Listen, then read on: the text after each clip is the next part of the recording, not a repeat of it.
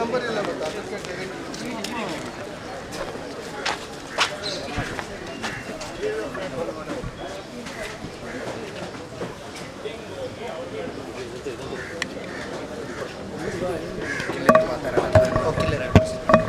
ಇವರೇ ಮಾತಾಡಲಿ, ವಕೀಲರು ನಮ್ಮದು.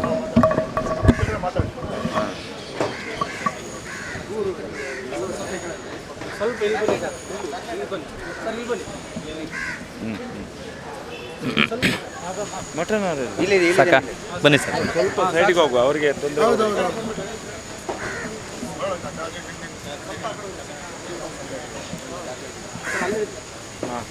ಓಕೆ ಆ ಕಡೆ ಕೊಟ್ಟೋಗ್ಬಿಡೋಣ. ಓಕೆ ಅಲ್ಲಿ ಬಂದ್ಬಿಡಿ ಸರ್. ಆಚೆನೂ ಹೋಗ್ಬಿಡಿ.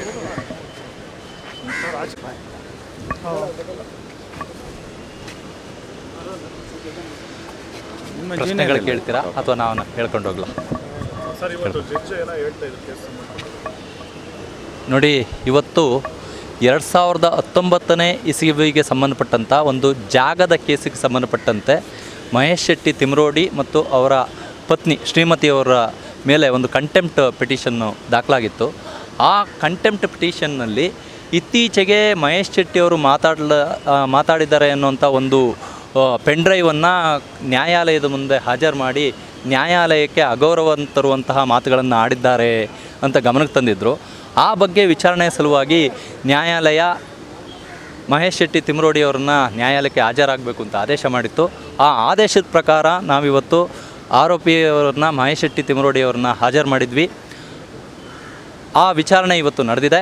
ಆ ವಿಚಾರಣೆ ಸಮಯದಲ್ಲಿ ನ್ಯಾಯಾಲಯದ ಬಗ್ಗೆ ದುರುದ್ದೇಶದಿಂದ ಅವಮಾನಕರವಾಗಿ ಮಾತಾಡಬೇಕು ಅನ್ನೋ ಉದ್ದೇಶ ಇಲ್ಲದೆ ಮಾತಾಡ್ತಿರ್ತಕ್ಕಂಥ ವಿಚಾರ. ಅದಕ್ಕೆ ನಾವು ವಿಷಾದ ವ್ಯಕ್ತಪಡಿಸ್ತೀವಿ. ನ್ಯಾಯಾಲಯದ ಬಗ್ಗೆ ನಮಗೆ ಸಂಪೂರ್ಣವಾದಂತಹ ಗೌರವ ಇದೆ. ಈ ದೇಶದ ಕಾನೂನು ಮತ್ತು ನ್ಯಾಯಾಲಯವನ್ನು ನಾವು ಗೌರವಿಸ್ತೀವಿ ಅಂತ ಹೇಳಿ ನಾವು ಅಫಿಡವಿಟನ್ನು ಹಾಕಿದ್ದೀವಿ. ನಮ್ಮ ಅಫಿಡವಿಟನ್ನು ಪರಿಗಣನೆ ಮಾಡಿದಂತಹ ನ್ಯಾಯಾಲಯ ಅದನ್ನು ಆಪೋಸಿಟ್ ಪಾರ್ಟಿಯವ್ರಿಗೆ ಒಂದು ಕಾಪಿ ಕೊಡಿ ಅಂತ ಹೇಳಿತ್ತು. ಅದನ್ನು ನಾವು ಮಾಡಿದ್ವಿ. ಅದರ ಬಗ್ಗೆ ಆದೇಶವನ್ನು ಮುಂದಿನ ವಿಚಾರಣೆಯಲ್ಲಿ ಮಾಡ್ತೀವಿ ಅಂತ ನ್ಯಾಯಾಲಯ ಹೇಳಿದೆ. ಮತ್ತು ಈ ಪ್ರಕರಣಕ್ಕೂ ಮತ್ತು ಆ ವಿಡಿಯೋಗೂ ಸಂಬಂಧ ಇಲ್ಲ. ಮತ್ತು ಕಂಟೆಂಪ್ಟ್ ಏನು ಪಿಟಿಷನ್ ಆಗಿದೆ ಅದರಲ್ಲಿ ಯಾವುದೇ ನಿರ್ದೇಶನವನ್ನು ಸಹ ಮಹೇಶ್ ಶೆಟ್ಟಿ ತಿಮರೋಡಿ ಅವ್ರ ಮೇಲಾಗಲಿ ಮತ್ತು ಅವರ ಶ್ರೀಮತಿಯವ್ರ ಮೇಲಾಗಲಿ ನ್ಯಾಯಾಲಯ ಮಾಡಿಲ್ಲ. ಈ ಕಂಟೆಂಪ್ಟು ದುರುದ್ದೇಶದಿಂದ ಇದು ಕೂಡಿದ್ದಾಗಿದೆ ಅನ್ನೋದನ್ನು ನಾವು ನ್ಯಾಯಾಲಯದ ಗಮನಕ್ಕೆ ತೊಗೊಂಬಂದಿದ್ದೀವಿ. ಮುಂದಿನ ವಿಚಾರಣಾ ದಿನಾಂಕ 23/1/2024 ಅವತ್ತಿನ ದಿನ ನಾವು ಮತ್ತಷ್ಟು ನ್ಯಾಯಾಲಯಕ್ಕೆ ಈ ಏನು ಕಂಟೆಂಪ್ಟ್ ಪಿಟಿಷನ್ ಇದೆ ಇದರಲ್ಲಿ ಯಾವುದೇ ಆದೇಶವನ್ನು ಪರಿಪಾಲನೆ ಮಾಡಲು ಮಹೇಶ್ ಶೆಟ್ಟಿ ತಿಮರೋಡಿ ಅವ್ರಿಗಾಗಲಿ ಅವರ ಶ್ರೀಮತಿಯವ್ರಿಗಾಗಲಿ ಯಾವುದೇ ಆದೇಶವನ್ನು ಮಾಡಿಲ್ಲ ಅನ್ನೋ ವಿಚಾರವನ್ನು ನ್ಯಾಯಾಲಯದ ಗಮನಕ್ಕೆ ನಾವು ತಗೊಂಬರೋರಿದ್ದೀವಿ. ಇಷ್ಟು ಇವತ್ತಿನ ದಿವಸ ನಡೆದಂತಹ ವಿಚಾರಣೆ. ನ್ಯಾಯಾಲಯದ ಬಗ್ಗೆ ಆಡಿರ್ತಕ್ಕಂತಹ ಮಾತನ್ನು ಯಾರೂ ಸಮರ್ಥಿಸ್ಕೊಳ್ಳಕ್ಕೆ ಆಗೋದಿಲ್ಲ, ಸಮರ್ಥಿಸ್ಕೋಬಾರ್ದು. ನ್ಯಾಯಾಲಯದ ಬಗ್ಗೆ ಖಂಡಿತ ಮಹೇಶ್ ಶೆಟ್ಟಿ ತಿಮರೋಡಿ ಅವರಿಗೆ ಗೌರವ ಇದೆ. ಆ ಗೌರವವನ್ನು ನನ್ನ ಜೊತೆಯಲ್ಲೂ ಹೇಳ್ಕೊಂಡಿದ್ದಾರೆ. ನಾನು ಅವ್ರಿಗೆ ತಿಳಿ ಹೇಳಿದ್ದೀನಿ. ನ್ಯಾಯಾಲಯದ ವಿರುದ್ಧ ಯಾವುದೇ ಅಸಮಾಧಾನವೂ ಸಹ ನಮಗಿಲ್ಲ. ಅವರು ನ್ಯಾಯಾಲಯಕ್ಕೆ ನಾವು ತಪ್ಪು ಮಾತನ್ನು ಆಡಿದ್ದೀವಿ ಅಂತ ಅನ್ನೋದಾದರೆ ಖಂಡಿತ ಅದಕ್ಕೆ ನಾವು ಕ್ಷಮೆ ಕೇಳಿರ್ತೀವಿ.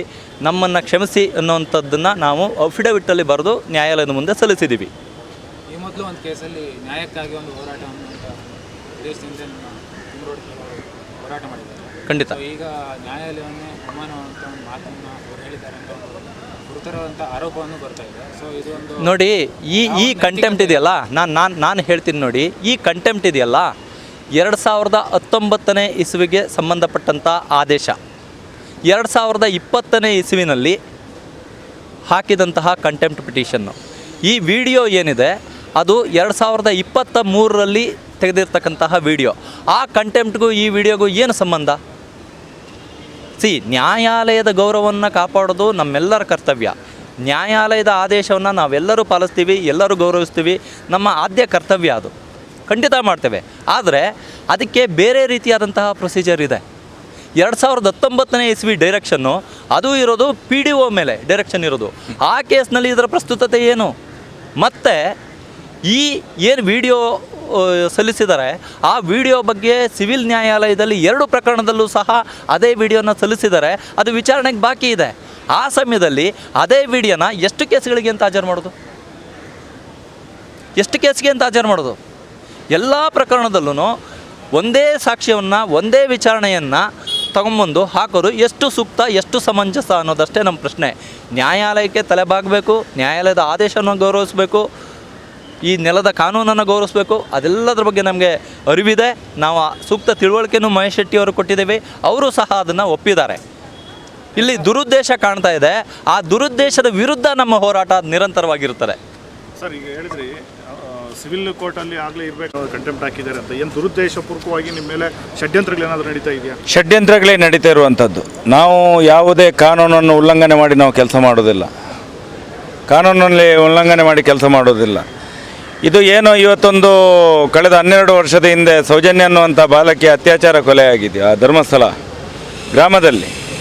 ಅದರ ಪರವಾಗಿ ಯಾವಾಗ ಅದರಲ್ಲಿ ಆರೋಪಿ ಅಂತ ಹೇಳಿ ಧರ್ಮಸ್ಥಳದ ಕೆಲಸದವರನ್ನು ಹಿಡಿದು ಕೊಟ್ಟವರನ್ನು ಆರೋಪಿ ಅಂತ ಮಾಡಲಿಕ್ಕೆ ಹೊರಟಿದ್ದರು.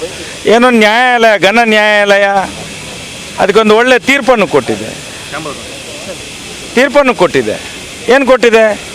ಅವನು ಆರೋಪಿ ಅಲ್ಲವೇ ಅಲ್ಲ ಅಂತೇಳಿ ಬಿಟ್ಟುಬಿಟ್ಟಿದ್ದಾರೆ. ಅವನು ನಿರ್ದೋಷಿ ಆಗಿದ್ದಾನೆ. ಅದರ ಮೇಲೆ ಹೋರಾಟ ಪ್ರಾರಂಭ ಆಗಿದೆ. ಆರೋಪಿಗಳು ಯಾರು ಅಂತೇಳಿ. ನಾವು ಆರೋಪಿಗಳು ಯಾರು ಅಂತ ಹೇಳಿ ಹೋರಾಟ ಮಾಡುವಾಗ ನಮ್ಮ ಮೇಲೆ ಗುಬ್ಬಿ ಮೇಲೆ ಬ್ರಹ್ಮಾಸ್ತ್ರ ಮಾಡ್ತಾ ಹೋದರೆ, ಯಾರು ಅತ್ಯಾಚಾರಿಗಳಿದ್ದಾರೆ ಅವ್ರನ್ನ ರಕ್ಷಣೆ ಮಾಡುವವರು, ಅದಕ್ಕೆ ನಾವೇನು ಬೀದಿಗಿಳಿದು ಹೋರಾಟ ಮಾಡಲಿಕ್ಕಿಲ್ವ? ಇದು ಬೇರೆ ಏನಿಲ್ಲ.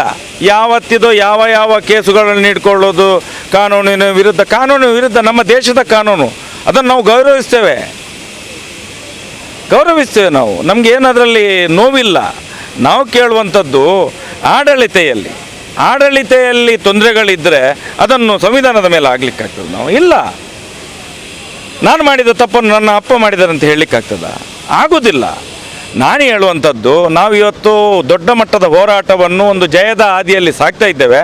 ಅದಕ್ಕೆ ಕಡಿವಾಣವನ್ನು ಕಾನೂನಿನ ಒಂದು ಕುಣಿಕೆಗೆ ಸಿಕ್ಕಿಸಿ ನಮ್ಮನ್ನು ಏನಾದರೂ ಮಾಡುವಂತ ಹೇಳಿ ಇರುವಂಥದ್ದು ಏನು ಎದುರುದಾರರಿಗೆ, ಅದು ಯಶಸ್ವಿ ಆಗೋದಿಲ್ಲ. ಯಾಕಂತ ಹೇಳಿದರೆ ಈ ದೇಶದ ಕಾನೂನನ್ನು ನಂಬಲೇಬೇಕು. ನಾವು ಹುಟ್ಟಿದ್ದು ಇಲ್ಲಿ, ಈ ಮಣ್ಣಲ್ಲೇ ಹುಟ್ಟಿದವರು ನಾವು. ಈ ದೇಶದ ಕಾನೂನು ನಂಬಲೇಕೆ ಬೇಕಲ್ಲ. ಯಾರೋ ಒಬ್ಬರು ತಪ್ಪು ಮಾಡ್ತಾರೆ ಅಂತೇಳಿ ಇಡೀ ಕಾನೂನನ್ನು ಬೈತಾ ಕೂತ್ಕೊಳ್ಳಿಕ್ಕಾಗ್ತದ? ಅನ್ಯಾಯ ಆದವರಿಗೆ ನಾವು ಕೇಳ್ತೇವೆ. ನಮಗೆ ಅನ್ಯಾಯ ಆಗಿದೆ, ನಿಮ್ಮಿಂದ ಅನ್ಯಾಯ ಆಗಿದೆ, ಮಾಧ್ಯಮದವರಿಂದ ಅನ್ಯಾಯ ಆಗಿದೆ, ಯಾರು ಈ ಕೇಸನ್ನು ಹಾಕ್ತಾ ಇಲ್ಲ, ಈ ಪ್ರಕರಣ ಯಾವುದೇ ದೊಡ್ಡ ಚಲನಗಳಲ್ಲಿ ಬರ್ತಾ ಇಲ್ಲ. ಪ್ರಶ್ನೆ ಮಾಡ್ತಿದ್ದೇವೆ, ನಿಮ್ಮನ್ನು ಯಾಕೆ ಮಾಡೋದಿಲ್ಲ ಅಂತ ಕೇಳ್ತೇವೆ ನಾವು. ಅದು ನಮ್ಮ ನೋವನ್ನು ಕೇಳುವಂಥದ್ದು. ಕೇಳಲೇಬೇಕಲ್ಲ. ಪತ್ರಿಕಾ ಸ್ವಾತಂತ್ರ್ಯ ಅಂತ ಹೇಳಿದರೆ ಯಾವ ಪತ್ರಿಕೆಯಲ್ಲಿ ಬರ್ತದೆ? ಯೂಟ್ಯೂಬಲ್ಲಿ, ವಾಟ್ಸಪ್ಪಲ್ಲಿ, ಫೇಸ್ಬುಕ್ಕಲ್ಲಿ ಮಾತ್ರ ಬರ್ತದೆ. ಯಾವ ದೊಡ್ಡ ಚಾನಲ್ಗಳು ಎಲ್ಲಿ ಹೋಗಿದ್ದಾವೆ? ಹಾಗಾದರೆ ಎಲ್ಲಿಯಾದರೂ ನ್ಯಾಯ ಕೇಳಿದ್ದುಂಟಾ? ಆ ಮಗುವಿಗೆ ನ್ಯಾಯ ಕೇಳಿದ್ದುಂಟಾ? ಯಾವ ಚಾನಲ್ ಆದರೆ 2013ರಲ್ಲಿ ಮಾತಾಡಿದರೆ ಅದರ ಮೇಲೆ ಯಾವ ಚಾನಲ್ಗಳು, ದೊಡ್ಡ ಚಾನಲ್ಗಳು ಇಷ್ಟು ತನಕ ಕೇಳಿದವ? ಇದನ್ನು ನಿಲ್ಲಿಸುವವರು ಯಾರು? ಕೋರ್ಟಲ್ಲಿ ಇತ್ಯರ್ಥ ಆದಮೇಲೆ ಕೋರ್ಟಲ್ಲಿ ಇತ್ಯರ್ಥ ಆಗಿದೆ ಅಲ್ಲ ಈಗ, ಅವನ ಆರೋಪಿ ಅಲ್ಲ ಅಂತೇಳಿ. ಕೆಲವು ಮಾಧ್ಯಮಗಳು ಅದನ್ನು ಹೇಳ್ತಿದ್ದಾರೆ, ಅವನ ಆರೋಪಿ ಅಂತೇಳಿ. ಅದು ಹೇಗೆ ಹೇಳ್ತಾರೆ? ಹಾಗಾದರೆ ಅವರು ಮಾಡಿದ್ದು ಕಾನೂನು ನಿಂದನೆ ಅಲ್ವಾ?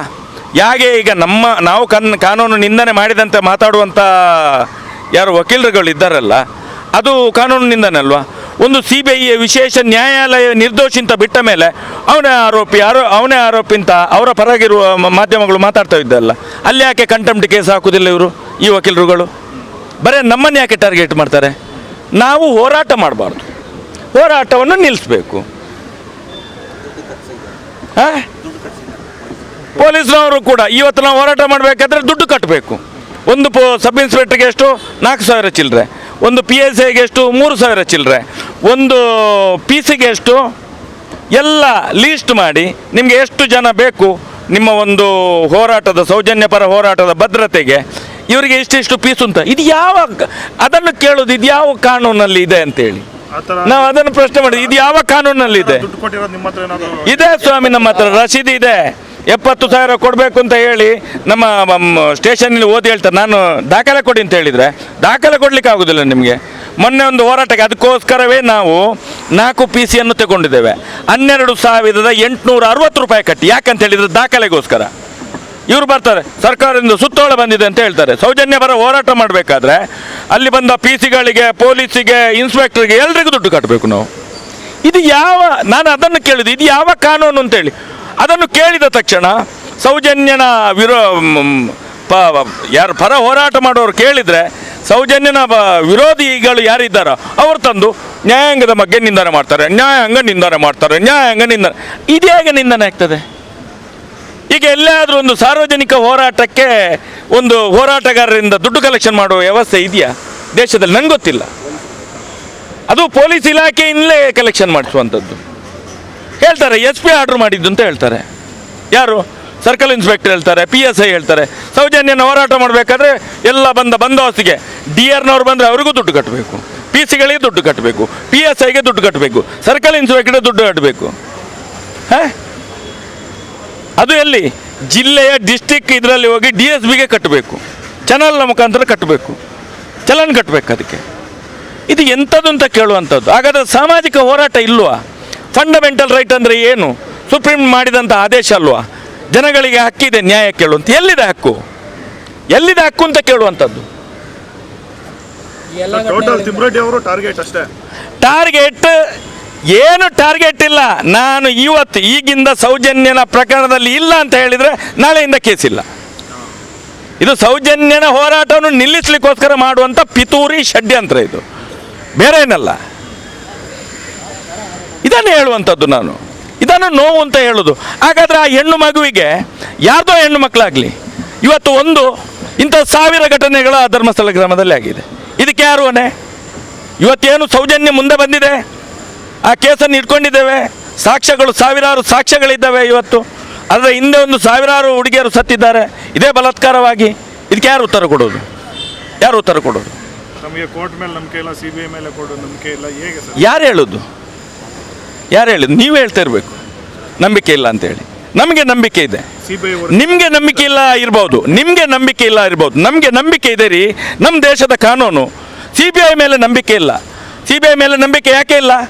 ಏನು ತಪ್ಪು ಮಾಡಿದ್ದಾರೆ ಅವರು? ನಿಮ್ಗೆ ಗೊತ್ತಿಲ್ವಾ? ನೀವು ಮಾಧ್ಯಮದವರು, ನಿಮ್ಗೆ ಗೊತ್ತಿರಬೇಕಲ್ಲ, ತಿಳ್ಕೊಳ್ಳಿ ಅದನ್ನು ಫಸ್ಟಿಗೆ.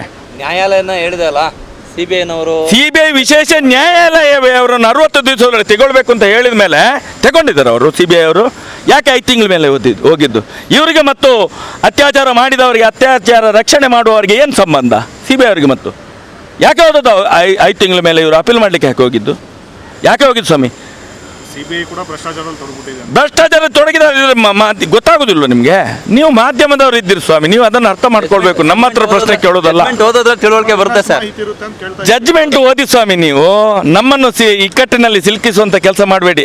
ಇಂಥದ್ದನ್ನೇ ಮಾತಾಡಿ ಇಂಥ ಕೆಲವು ವಕೀಲರು ಅವ್ರ ಜೊತೆ ಸೇರಿಕೊಂಡು ನಮ್ಮ ಮೇಲೆ ಇದು ಮಾಡಲಿಕ್ಕೆ ಕಂಟೆಂಪ್ಟು ಮಾಡಲಿಕ್ಕೆ ಹೊರಟದ್ದು ಇದೆಲ್ಲ ನಡೆಯುವುದಿಲ್ಲ. ಒಂದು ಎಷ್ಟು ಜನರ ಕಣ್ಣಿಗೆ ಮಣ್ಣು ಹಾಕ್ಬೋದು? ಮಹೇಶ್ ಶೆಟ್ಟಿಯ ಕಣ್ಣಿಗೆ ಮಣ್ಣು ಹಾಕ್ಬೋದು, ಇಲ್ಲಿ ಇದ್ದವರೆಲ್ಲರ ಕಣ್ಣಿಗೆ ಮಣ್ಣು ಹಾಕ್ಲಿಕ್ಕೆ ಆಗ್ತದೆ? ಆಗೋದಿಲ್ಲ. ಇದು ಸತ್ಯ ಇರುವಂಥದ್ದು, ಗೊತ್ತಾಯ್ತಲ್ಲ? ಇದನ್ನೇ ಹೇಳುವಂಥದ್ದು ನಾನು. ಇದನ್ನು ನೋಡ್ಕೊಳ್ಳಿ. ಏಕಾಂಗಿ ಅಲ್ಲ ಸರ್. ಇವತ್ತು ಲಕ್ಷಗಟ್ಟಲೆ ಕೋಟಿಗಟ್ಟಲೆ ಜನ ಇದ್ದಾರೆ ನಮ್ಮ ಹಿಂದ್ಗಡೆ. ಯಾಕೆ ಏಕಾಂಗಿ ಅಂತ ಹೇಳ್ತೀರಿ? ಎಷ್ಟು ಸಂಘಟನೆಗಳಿದ್ದಾವೆ, ಎಷ್ಟು ಲಾಯರ್ಸ್ಗಳಿದ್ದಾರೆ, ಎಷ್ಟು ದೊಡ್ಡ ಸಮಾಜ ಇದೆ ನಮ್ಮ ಹಿಂದೆ ಇದೆ. ಅದರಿಂದ ಹೋರಾಟ ಮಾಡ್ತಿದ್ದು. ನಾವಾಗಿ ಹೋರಾಟ ಮಾಡಲಿಕ್ಕೆ ಆಗ್ತದಾ? ಆಗೋದಿಲ್ಲ. ಇದು ನಮ್ಮ ನೋವಿರುವಂಥದ್ದು. ನಾವು ಕಾನೂನಿಗೆ ಮನ್ನಣೆಯನ್ನು ಕೊಡ್ತೇವೆ. ಈ ದೇಶದ ಸಂವಿಧಾನ ಅದು ನಮ್ಮ ಸಂವಿಧಾನ, ಅದು ನಮ್ಮೆಲ್ಲರ ಸಂವಿಧಾನ. ಅದಕ್ಕೆ ಮನ್ನಣೆ ಕೊಡ್ತೇವೆ. ಕೆಲವು ಸಲ ನಾವು ನೋವಿನಿಂದ ಹೇಳ್ತೇವೆ. ನಾವು ನೋವು ಅಂತ ಹೇಳಿದರೆ ಎಲ್ಲ ಕಡೆಯಲ್ಲಿ ನಮ್ಮ ಮೇಲೆ ಬ್ಲೇಮ್ ಮಾಡೋದು, ನಮ್ಮನ್ನೇ ಸಿಕ್ಕಿಸುವಂಥದ್ದು ಮಾಡೋದು. ಆಗ ನೋವಾಗ್ತದೆ. ಯಾಕಂತ ಹೇಳಿದರೆ 12 ವರ್ಷದಿಂದ ಸೌಜನ್ಯ ಅನ್ನುವ ಮಗುವಿಗೆ ನ್ಯಾಯ ಸಿಗಲಿಲ್ಲ. ಅಪ್ರಾಪ್ತ ಬಾಲಕಿಯನ್ನು ರಾಜ್ಯ ರಸ್ತೆಯಿಂದ 4 ಗಂಟೆಗೆ, ಸಾಯಂಕಾಲ 4 ಗಂಟೆಗೆ ಕೊಂಡೋಗಿ ಅತ್ಯಾಚಾರ ಮಾಡಿ ಮಾರ್ಗದ ಬದಿಯಲ್ಲಿ ಹಾಕಿದ್ದಾರೆ. ಅದಕ್ಕೆ ನ್ಯಾಯ ಸಿಗಲಿಲ್ಲ ಅಂತ ಹೇಳಿದರೆ ನೋವು ಆಗೋದಿಲ್ಲ ನಮಗೆ? ಆ ನೋವಿನಿಂದ ಮಾತಾಡ್ತೇವೆ ನಾವು. ಅದು ನಮ್ಮ ನೋವು. ನಮ್ಮ ಮನೆಯ ಮಗಳು ಅವಳು. ಇದನ್ನು ಹೇಳುವಂಥದ್ದು. ಅದಕ್ಕೋಸ್ಕರ ಹೇಳುವಂಥದ್ದು, ಇವತ್ತೊಂದು ಒಳ್ಳೆಯ ಸಂದೇಶ ಸಮಾಜಕ್ಕೆ ಸಿಕ್ಕಿದೆ. ಇದು ಇನ್ನೂ ಕೂಡ ಈಗ ಮುಂದುವರಿಲಿ ಅಂತ ಹೇಳುವಂಥದ್ದು ನಮ್ಮ ಆಶಯ ಇರುವಂಥದ್ದು. ನ್ಯಾಯಾಲಯ ನಂಬ್ತೀರಾ ಅಂದರೆ ಈ ಬೀದಿ ಹೋರಾಟ ಯಾಕೆ? ಬೀದಿ ಹೋರಾಟ ನಿಮ್ಮಂಥವರು ಮಾಧ್ಯಮದವರು ಹಾಕೋದ್ರಿಂದ ಬೀದಿ ಹೋರಾಟ ಆಗೋದು. ನೀವೆಲ್ಲ ಕರೆಕ್ಟ್ 12 ವರ್ಷದಿಂದ ಮಾಡ್ತಿದ್ರೆ ಬೀದಿ ಹೋರಾಟ ಆಗ್ತಿರಲಿಲ್ಲ. ಆರೋಪಿಗಳು ಜೈಲಲ್ಲಾಗಿ ಗಲ್ಲು ಶಿಕ್ಷೆ ಆಗ್ತಿತ್ತು. ನೀವೀಗ ಮಹೇಶ್ ಶೆಟ್ಟಿ ಒಳಗೆ ಹೋಗ್ತಾನಂತ ಹೇಳಿ ನೋಡಲಿಕ್ಕೆ ನೀವು ಬಂದದ್ದು ಮಾಧ್ಯಮದವರು. ಇಲ್ಲಾಂದ್ರೆ ಎಲ್ಲಿಯಾದರೂ ಮಾಡಿದರೆ ಇಷ್ಟ ತನಕ? ಯಾಕೆ? ಮೊನ್ನೆ ಮೊನ್ನೆ 1-2 ಮೀಡಿಯಾದವರು ಬಂದಿದ್ದಾರೆ. ಮೊನ್ನೆ ಒಳಗೆ ಹೋಗ್ತಾನಂತ ನೋಡಲಿಕ್ಕೆ ಮಾಡಿಕೊಂಡು ಹೋಗಿದ್ದಾರೆ. ಇಷ್ಟ ತನಕ ಹಾಕಲಿಲ್ಲ. ಯಾಕೆ ಹಾಕಲಿಲ್ಲ ಸ್ವಾಮಿ? ಇದು ಇರುವಂಥದ್ದು. ಬೀದಿ ಹೋರಾಟ ಅಲ್ಲ, ಬೀದಿ ಹೋರಾಟ ಯಾರು ಹೇಳ್ತಾರಲ್ಲ ಅವ್ರು ಮಾಡೋದು ಬೀದಿ ಹೋರಾಟ, ಗತಿ ಇಲ್ಲದವ್ರು ಮಾಡೋದು ಬೀದಿ ಹೋರಾಟ. 12 ವರ್ಷದಿಂದ ಮಾಡಬೇಕಾ? 12 ವರ್ಷದಿಂದ ಮಾಡಬೇಕು. ಬೀದಿ ಹೋರಾಟ ಅಲ್ಲ ಇದು, ಜನಸಾಮಾನ್ಯರ ಹೋರಾಟ. ಇದೀ ಸೌಜನ್ಯಳಿಗೆ ಮಾತ್ರ ಅಲ್ಲ, ಹೆಣ್ಣು ಸಮಾಜಕ್ಕೆ ನ್ಯಾಯ ಸಿಗ್ತದಲ್ಲಿ, ಅಲ್ಲಿ ಒಂದು ಹುಡುಗಿದ್ದಾಗಿದ್ದಲ್ಲ, 1000 ಹುಡುಗಿ ಅತ್ಯಾಚಾರ ಕೊಲೆ ಆಗಿದೆ ಅಲ್ಲಿ ಧರ್ಮಸ್ಥಳ ಗ್ರಾಮದಲ್ಲಿ. ಇದನ್ನು ನೆನಪಿಸ್ಕೊಳ್ತೇನೆ ನಾನು. ಮುಂದಿನ ದಿನದಲ್ಲಿ ದಾಖಲೆ ಕೊಡ್ತೇವೆ ನಾವು ಅದಕ್ಕೆ. ಬೀದಿ ಹೋರಾಟ ಅನ್ನೋದಕ್ಕಿಂತ ಸರ್ಕಾರದ ಗಮನವನ್ನು ಈ ಪ್ರಕರಣದ ಮೇಲೆ ಸೆಳೆಯುವಂತಹ ಒಂದು ಸಾತ್ವಿಕವಾದಂತಹ ಒಂದು ಪ್ರಯತ್ನ. ಇದು ಬೀದಿ ಹೋರಾಟ ಅಂತ ಹೋರಾಟಗಾರರಿಗೆಲ್ಲ ಅವಮಾನಿಸೋದು ಬೇಡ. ನಾವು ಸರ್ಕಾರವನ್ನು ಆಗ್ರಹಿಸ್ತಾ ಇರೋದು ಮರು ತನಿಖೆಗಾಗಿ. ಆ ಮರು ತನಿಖೆ ಮಾಡಲಿ ಅಂತ ನಾವು ಮನೇಲಿ ಕೂತ್ರೆ ಆಗೋದಿಲ್ಲ. ಕಾವೇರಿಗಾಗಿ ಹೋರಾಟ ಮಾಡ್ತೇವೆ, ಇದೆಲ್ಲ ಆಗೋದಿಲ್ಲ. ಸರ್ಕಾರದ ಗಮನವನ್ನ ಈ ಅನ್ಯಾಯದ ವಿರುದ್ಧ ನಾವು ಸೆಳಿತಾ ಇದ್ದೀವಿ. ಸರ್ಕಾರದ ಮೇಲೆ ಒತ್ತಡವನ್ನು ತರ್ತಾ ಇದ್ದೀವಿ. ನ್ಯಾಯಾಲಯದ ಆದೇಶವನ್ನು, CBI ನ್ಯಾಯಾಲಯದ ಆದೇಶವನ್ನು ಪರಿಶೀಲನೆ ಮಾಡಿ ಆಗ ಸತ್ಯಾಸತ್ಯತೆ ಹೊರಗಡೆ ಬರ್ತದೆ. ಒಂದು ಅಮಾಯಕ ಬಡ ಹೆಣ್ಣು ಮಕ್ಕಳಿಗೆ ನ್ಯಾಯ ಕೊಡಿಸ್ಬೇಕು ಅನ್ನುವಂತಹ ನಿಟ್ಟಿನಲ್ಲಿ ನಾವು ಪ್ರಯತ್ನ ಪಡ್ತಾ ಇದ್ದೀವಿ. ಇದು ಬೀದಿ ಹೋರಾಟ ಅಲ್ಲ. ಈ ಹೋರಾಟಕ್ಕೆ ಲಕ್ಷಾಂತರ ಕೋಟ್ಯಾಂತರ ಹೆಣ್ಣು ಮಕ್ಕಳ ತಾಯಂದಿರ ಆಶೀರ್ವಾದ ಕರ್ನಾಟಕದಲ್ಲೇ ಅಷ್ಟೇ ಅಲ್ಲ, ಇಡೀ ದೇಶದಲ್ಲಿದೆ. ಅದು ತಮಗೂ ಸಹ ಮನವರಿಕೆ ಆಗಿದೆ ಅಂತ ನಾನು ಅನ್ಕೋತೀನಿ. ದಯವಿಟ್ಟು ಬೀದಿ ಹೋರಾಟ ಅಂತ ಹೇಳಬೇಡಿ. ಎಷ್ಟು ಹೋರಾಟ ನಡೀತದೆ ಬೆಂಗಳೂರಲ್ಲಿ, ಫ್ರೀಡಮ್ ಪಾರ್ಕಲ್ಲಿ, ಹಾಗಾದರೆ ಎಲ್ಲ ಬೀದಿ ಹೋರಾಟ ನಮಗೆ